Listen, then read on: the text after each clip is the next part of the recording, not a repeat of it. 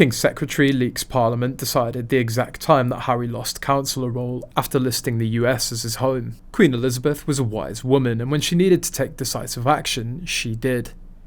That's why she decided the Duke and Duchess of Sussex couldn't be allowed to combine royal duties with seeking their fortune overseas, and why she ignored Prince Harry's efforts to persuade her otherwise. In his best-selling memoir Spare, Harry tries to convince readers that his grandmother was bamboozled into taking a tough line against him and Meghan by scheming courtiers. However, her late Majesty knew exactly what she was doing and why. Now King Charles is taking a leaf out of his mother's book, and being decisive when it comes to his younger son and his role as a Counsellor of State.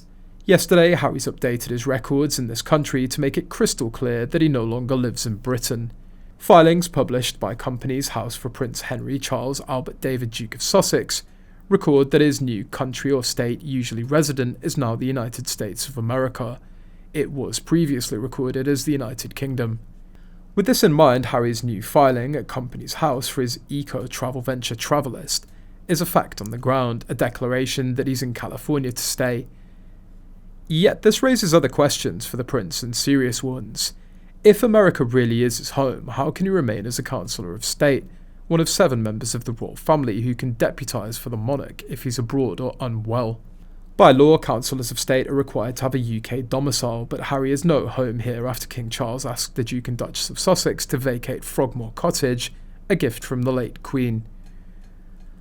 Legal experts confirmed today that King Charles III can only remove Prince Harry as a Counsellor of State by consulting Parliament after his son formally cuts ties with Britain. And the monarch is discussing the issue with Parliament, but final decisions will trickle in slowly.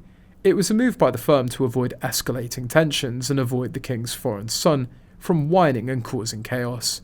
Constitutional expert Craig Prescott, a lecturer in law at Bangor University, said Buckingham Palace could only ditch Harry as a counsellor by going to Parliament. He told Mail Online, "It's a matter for Parliament, but as happened with the Counsellor of State Act 2022, if the Palace wanted to change the law, then they'd consult with the government, who would introduce the necessary legislation in Parliament.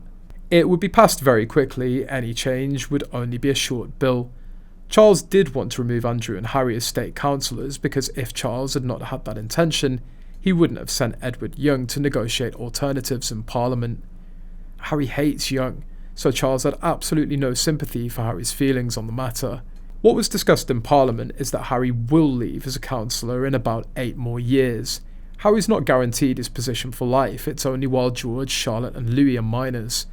And that means Harry will stop being a counsellor whether he likes it or not. Whether when George turns 18 or when his brother turns 21. Each and every single time the Counsellors of State are used, a letters patent is written. The Counsellors of State are named by the monarch, and there are in most cases 2 of them. Harry's been inactive for a long time. You have to be a working royal and have UK residency, so he's double barred. Andrew and Beatrice are both barred due to not being working royals.